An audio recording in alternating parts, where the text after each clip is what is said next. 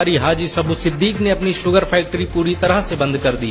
ये फैक्ट्री इतनी बड़ी थी कि इसके जरिए बनाई गई शुगर पूरे इंग्लैंड में इस्तेमाल की जाती थी। बहुत कम लोग जानते हैं कि बाटा कंपनी भी मुसलमानों की थी, जिसे असहयोग आंदोलन के दौरान एक अंग्रेज ने खरीद लिया था। आपको ये जानकर शायद हैरानी हो कि भगत सिंह का केस लड़ने वाला शख्स भी एक मुसलमान था। बैरिस्टर आसिफ अली ने भगत सिंह का केस तब लड़ा जब कोई भी भगत सिंह का साथ देने को तैयार नहीं था। इंकलाब जिंदाबाद का नारा देने वाले हजरत मोहानी भी एक मुसलमान थे। उन्होंने ही भारत की आजादी की रूपरेखा तैयार की थी। इतिहासकारों के मुताबिक 1857 में होने वाले विद्रोह में 50,000 उलमाओं को फांसी दी गई और लाखों मुसलमान सरेआम कत्ल कर दिए गए। 1857 में दिल्ली से लेकर कलकत्ता की रोड पर ऐसा कोई पेड़ नहीं था जिस पर मुस्लिम उलमाओं की लाशें न टंगी हो। मुसलमानों ने ही भारत की आजादी के लिए पहली जंग लड़ी। मैसूर के सुल्तान हैदर अली और उसके बेटी टीपू भारत की आजादी के लिए शहीद होने वाले पहले शासक थे। मशहूर क्रांतिकारी अशफाकुल्लाह खान सबसे कम उम्र में फांसी पाने वाले भारत के पहले व्यक्ति थे। बहुत कम लोग जानते हैं कि जय हिंद का नारा एक मुसलमान आबिद हसन सफानी ने दिया था। ये नारा आज भी भारतीय सेना और शासकीय प्रणाली में सम्मान स्वरूप इस्तेमाल किया जाता है। तिरंगे का निर्माण करने वाली सुरैया तैयब जी भी एक मुसलमान थी। उन्होंने ही भारत के राष्ट्रीय ध्वज को वर्तमान रूप दिया था।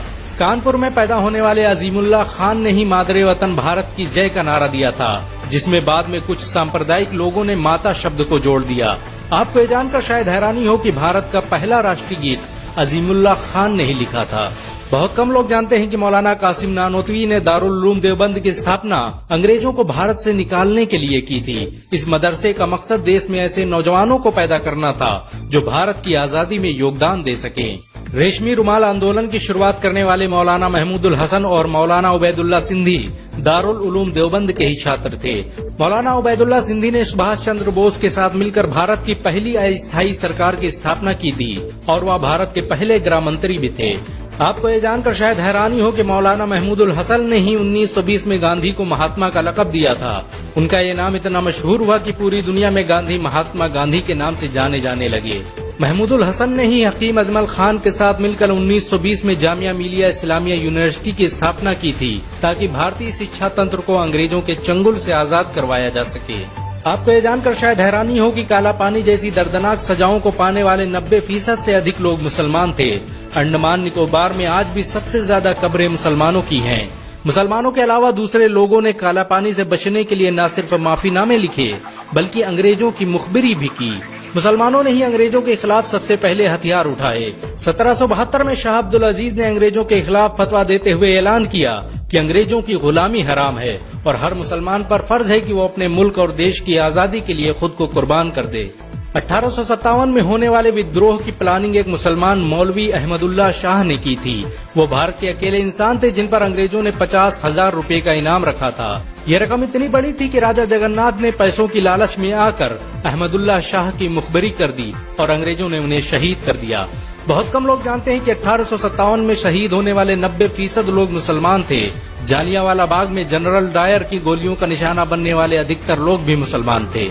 भारत की आजादी का नेतृत्व करने वाले संगठन इंडियन नेशनल कांग्रेस के 9 से अधिक प्रेसिडेंट मुसलमान रहे। गांधी जी ने अफ्रीका में जहां वकालत की पढ़ाई की, वो कॉलेज भी एक भारतीय मुसलमान का था और वह जब भारत में आए तो उन्होंने आजादी के लिए अली ब्रदर्स के साथ काम करना शुरू किया, जो कि मुसलमान थे। बहुत कम लोग जानते हैं कि 1921 में केरल के मुसलमानों द्वारा अंग्रेजों के खिलाफ लड़ी गई जंग में 3000 से अधिक मुसलमान शहीद हुए थे और 50,000 मुसलमानों के जेल में कैद कर दिया गया था। ये आंदोलन मोपला मुस्लिम आंदोलन के नाम से जाना जाता है। 1942 में शुरू हुए भारत छोड़ो आंदोलन की रूपरेखा मौलाना अबुल कलाम आजाद ने तैयार की थी। संविधान निर्माता डॉक्टर भीमराव अम्बेडकर को पहचान दिलाने में मुसलमानों का बड़ा योगदान रहा है।